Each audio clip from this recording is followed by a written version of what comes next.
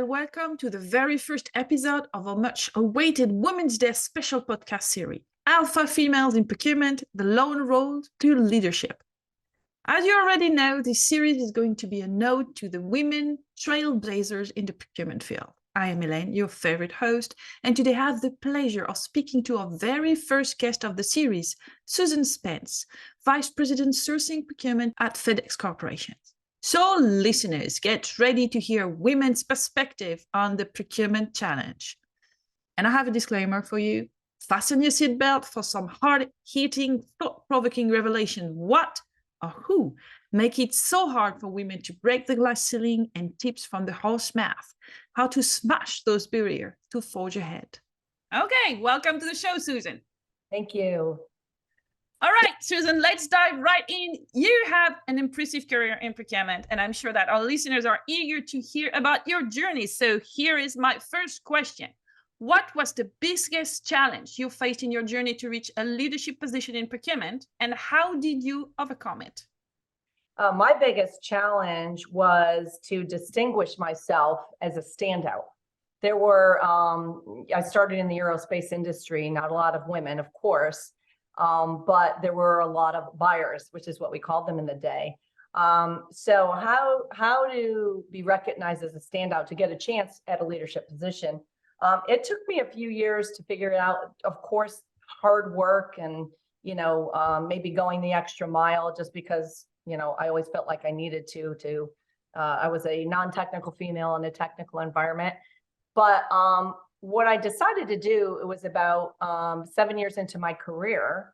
And interestingly enough, the decision I took was when I was about 8 months pregnant with my first daughter, who's now 29. I decided to distinguish myself by trying for a leadership rotation program that was very selective. The year I was selected for it, there were 300 applicants and 7 of us chosen. It happened to be bad timing with having your first child and trying to figure that out as a working female. But by 8 months pregnant, I couldn't figure out if I was going to even be a good mom or know how to be a working mom. So I figured there was nothing to lose.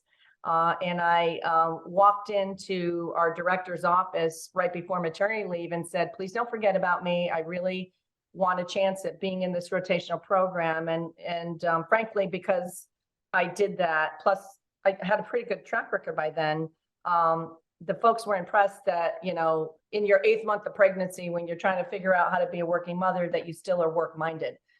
So I had this baby, wonderful baby. I came back to work 3 months later and had made up my mind, there is no way I'm going to put that kind of pressure on myself, being in this rotational program where every 6 months you moved around and you got a real job to do. Good Lord, who knows if I can even get up in the morning, having been kept up by the baby all night. The advice I got was, you better do it. You've been talking about it for now, and what do you have to lose? And so I did it. It was wonderful. I did 3 of the 4 rotations, finance. I was a shop floor supervisor in an aerospace factory. And then I was an HR advisor. That was special fun. And then the 4th rotation, I was pregnant again with my second. But what I learned was that there was never going to be a perfect time. And as I'm trying to figure out how to be this working mom at the same time, I had nothing to lose. There's a little bit of, it wasn't naivety, but it was a little bit of, there's nothing to lose. What's the worst that can happen? And that has replayed several times in my life. So the challenge was distinguishing myself. I did it by saying, you know what, there's never a perfect time. I'm going to dive in and do the best I can. And if it doesn't work out, it doesn't work out. And if it does, I'll be on my way. So out of that program, I got my first leadership role. So it was the right choice. Interesting. It's funny what you say about, trying to figure out you're being a new mom and at the same time your road to leadership, because this is the tricky thing, that this at the same time. I mean, you got your first children in your late 20s, early 30s, and that's the moment where your career starts to take off. And that's why it's hard. And to be honest, we're not really helped by the rest of the leadership and so on. So this is one of, I think, the toughest challenge as a woman in being in procurement or any other field. Actually, yeah. I think this is one part of a, let's say, a burden, a happy one, but a burden nonetheless. Let's move on to kind of our next question. How did you handle being one of the few women in your field? And what strategies did you use to build relationship with your male peers and colleagues? So the year I was hired, I would say the procurement department at the aerospace firm I was at was probably 10% women. The 10% women, at least half of them came from the secretarial ranks. And I was one of the first hired in a while directly from college versus coming up through the organization as a secretary. Throughout my college career, in college, I was a liberal arts major. I was economics and political science. It was pretty split 50-50. But from the moment I stepped into work, I was one of the only females. And I knew nothing else. And so, you know, dealing with a male-oriented environment, I don't think I thought about it very much because it's just the way it was. So I was in a technical environment in a traditional group that was 90% male. And so I kind of, I just forgot about it and ignored it, right? I am sure that there was some unconscious bias or conscious bias going on. I just didn't pay attention to it because, you know, I wanted to earn the most money I could for my family, right? Wanted to have kids. This was 5 years before I had kids. And again, in a technical environment, I figured, you know what, I'm not paying attention to that gender thing. I got my hands full just trying to compete with these people. I mean, we're buying flight safety hardware and I got to learn the technical piece because I don't want to make a mistake and hurt somebody because the plane falls out of the sky. That was what was on my mind. So I just observed, learned, and I was that annoying person that asked a ton of questions because I didn't know. And so I just wanted to. And what happened, what I didn't realize till much later is because I was one of the only few females, and oh my goodness, she knows how to buy flight safety hardware. We don't have to just let her buy pens and pencils, which is what the other women were given, you know, only because there was a bias against, well, you know, you can't give them anything too technical. But because I succeeded in that, because I worked extra hard to understand, I didn't know how to read a blueprint, but had to figure it out, right? Then I stood out naturally because there was no expectation that a female buyer in 1986 could do anything more than buy indirect, right? Yeah. That was their bias. I didn't know it at the time. I was just like, I don't want people to die because I buy a part to the wrong specification. I mean, that was literally black and white for me. So in that case, kind of like the rotational program, it was just head down and do the work. Mm-hmm. I had no expectations that I would be treated special either for good or bad because of my gender. I just knew that I was working with some really smart people, most of who wanted to see me succeed. I didn't want to disappoint them or myself. And there was a job to do.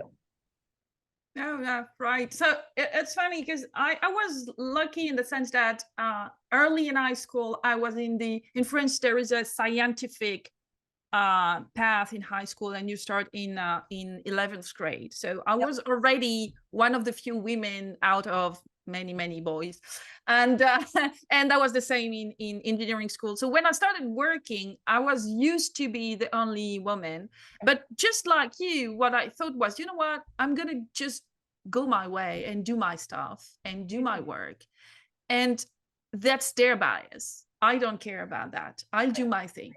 And that's why, you know, it really relates to me. That's that idea that, you know what, okay, whatever you think, what I'm going to do, I'm going to try to do what I want, and I'm just going to work hard to get it. So I like that. And so let's go to our last question, which is now trying to spread the love, right?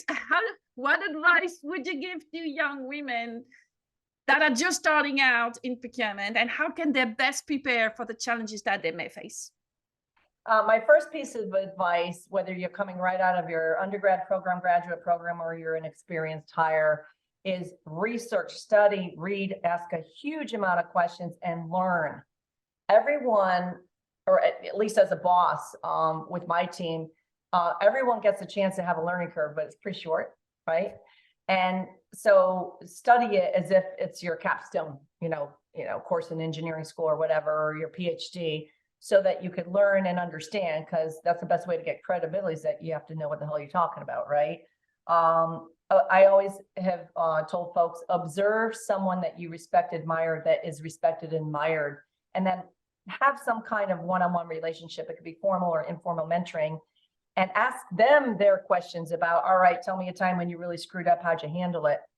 When people ask me that, I'm like, well, how long you got? Because there's so many stories. But you know, us later career folks, we want to impart, here's what I wish I did different, or here's what I did that I think ended up working, even though I didn't know it at the time. So it's prepare, prepare, prepare, work hard, let your work speak for itself, but network the hell out of, you know, folks. It's good when you're doing stakeholder relationship, because personally, you know, especially when you're at I'm an officer at FedEx, and I wanted to make sure that I went and met my stakeholders in their office. I didn't summon anybody to the tower to see me. No, let me go see you and let me first get to know you as a person, right? So back in the day, they'd call that sucking up. It isn't what it is. It was, you know, I want to get to know Helene as a person, because she's a human being and so am I.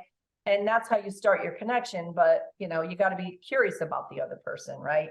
And again, the other piece of advice is, do not ever feel you're entitled.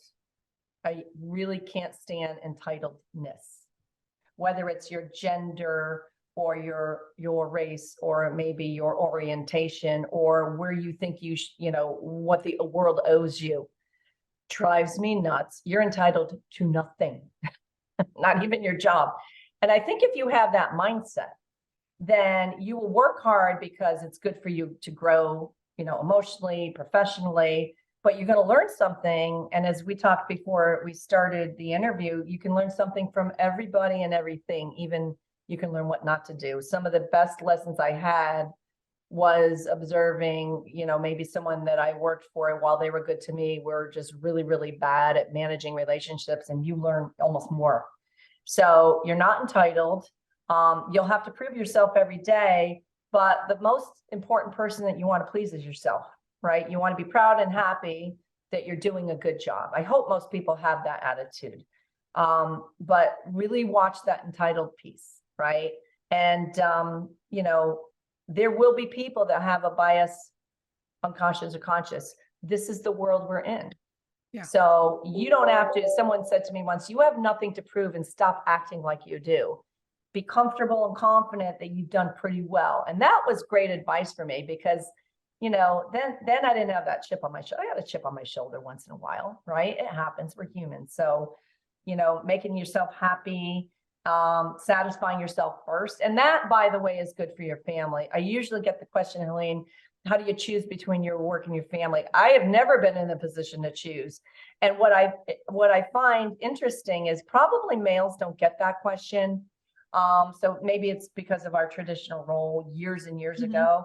But I have recently said, choosing your profession so you can grow professionally and earn really good money to support your family is not choosing your work over your job. It is choosing your work over your family. It is choosing your family. Yeah. Right. And, you know, not having guilt about it. I mean, guilt is a waste of time, unless you deserve to feel guilty about something, right? So I have two daughters, 29, 27, Emily and Natalie.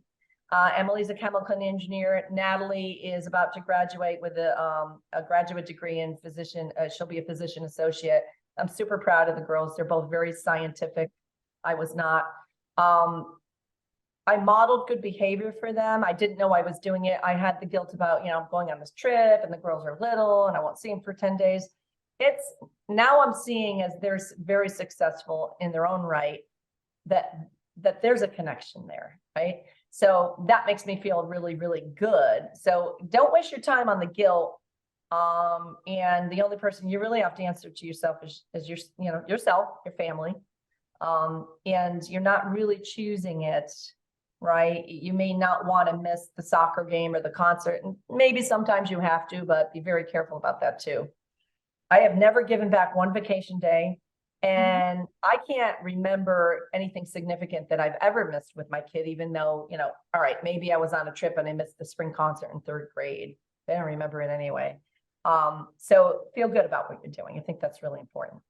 Yeah, I totally agree. And, you know, I have the other perspective to that, because I was raised by a single mom who worked full time all the time. And I never suffered from having a working mom, ever.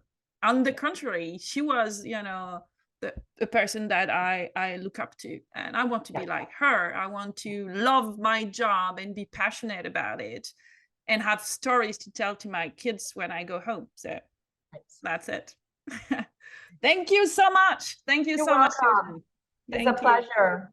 All righty. Happy Women's Day, everybody. And that's a wrap for our first episode of Alpha Males in Procurement, the Long Road to Leadership. I hope you enjoy hearing from our guest, Susan Spence. Her insight on overcoming challenges and breaking the glass ceiling were truly inspiring. It's clear that gender inequality still exists in procurement, but we can all learn from the strategy and advice she shared. Stay tuned for our next episode where we hear from another amazing woman in procurement. Thank you for listening, everyone. Au revoir.